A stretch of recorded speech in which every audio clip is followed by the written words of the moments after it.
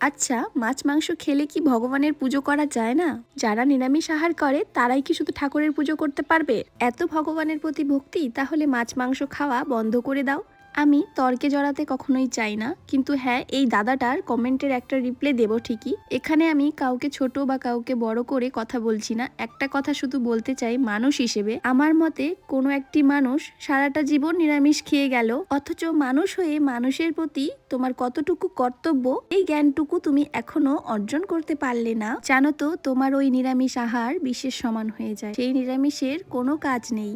আমার ওই ভিডিওতে আমি শুধু এটুকুরই প্রশ্নের উত্তর দিয়েছিলাম যে আমার একটাই রুম, সেই রুমেই আমি ভগবানের জন্য একটুখানি জায়গা বের করেছি যেখানে আমি ভগবানের দুবেলা সেবা করতে পারি। সেই ভিডিওতে আমি একবারও বলিনি যে আমার মতো কেউ ভগবানের পুজো করতে পারে না বা সেবা দিতে পারে না, কাউকে ছোট করে কথা বলিনি। আমি আমার পরিস্থিতিটাই তোমাদের জানিয়েছি যে আমি কোন পরিস্থিতি দিয়ে যাচ্ছি, আর সেই পরিস্থিতিতে ভগবান আমাকে যেভাবে রেখেছে আমি সেভাবেই থাকতে চেষ্টা করছি। ভগবান যেদিকে নিয়ে যাবে আমি তো সেদিকেই যাব, তাই না? ভগবানের ইচ্ছে ছাড়া একটা পাতাও নড়ে না, সেখানে আমি কি করতে পারি বলো? আমি মনে করি আগে প্রকৃত মানুষের মতো মানুষ হও। অন্যকে ছোট করে কথা বলে নিজেকে বড় মনে করাটা সবচেয়ে বড় মূর্খতার কাজ। এক দুটো খারাপ কমেন্টের মাঝে যখন ভালো কমেন্টগুলো পড়ি না, মনটা এমনি ভালো হয়ে যায়। জানো তো, এই দিদিভাইয়ের কমেন্টটা পড়ে সত্যিই খুব ভালো লেগেছে। সোমা দাস দিদিভাই লিখেছে, সুখ যদি খোঁজার ইচ্ছা থাকে তাহলে একটি কুঁড়ো ঘরেও সুখ আর শান্তি পাওয়া যায়। আর আপনার মানসিকতা সত্যি খুব সুন্দর, আপনার কথাগুলো আরো সুন্দর। তার থেকে বেশি সুন্দর আমার ভালো লেগেছে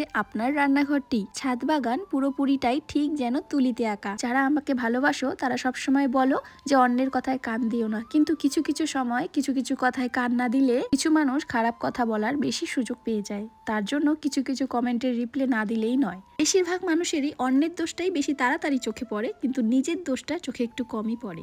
এটা কিন্তু প্রায় কিছু কিছু লোককে আমরা সবসময় চোখের সামনে দেখি। তাই এই লোকগুলোর মুখ তো বন্ধ করতে পারবো না, কিন্তু কিছু কিছু সময় এই লোকগুলির কথার জবাব না দিলেই নয়। আজ বরের ইচ্ছে ছিল আমাদের ওই বাড়িতে যাওয়ার। বর আজ প্ল্যান করেছিল শ্বশুর বাড়িতে গিয়ে মোমো পার্টি হবে, কিন্তু আমি তা করতে দিলাম না, কারণ যে ঠান্ডা পড়েছে তার উপর রাতে ফিরতে হবে। এই ঠান্ডায় কুয়াশার মাঝখানে গাড়ি চালানো কি যে কঠিন তা কিন্তু আমরা সকলেই জানি। রাত যতটা বাড়বে ঠান্ডাও ততটা বাড়বে, তাই ভাবছি যে আজকে আর যাবো না, যাওয়াটাই ক্যান্সেল করে দিলাম। এদিকে বর বলছে ক্যান্সেল যখন হয়ে গেছে তাহলে বাড়িতেই বানিয়ে দাও। সেদিন বড় শালির বাড়িতে খেয়ে ওনার নাকি মন ভরেনি, তাই আজকে আবার খাবে। আমি কিন্তু নিজে কখনোই মোমো বানাইনি, আর বোনের বাড়িতে গিয়েই ওই দিন ফার্স্ট খাওয়া হয়েছিল। তা আবার মেজো বোনই সবকিছু করেছিল, আমরা শুধু একটু হেল্প করে দিয়েছিলাম।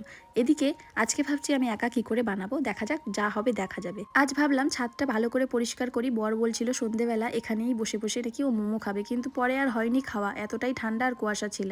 একজন দাদা ভাই কমেন্ট করেছিল যে এই পুরো ছাদ বাগানটা কি তোমাদের? ভালোবেসে এটাকে আমি ছাদ বাগান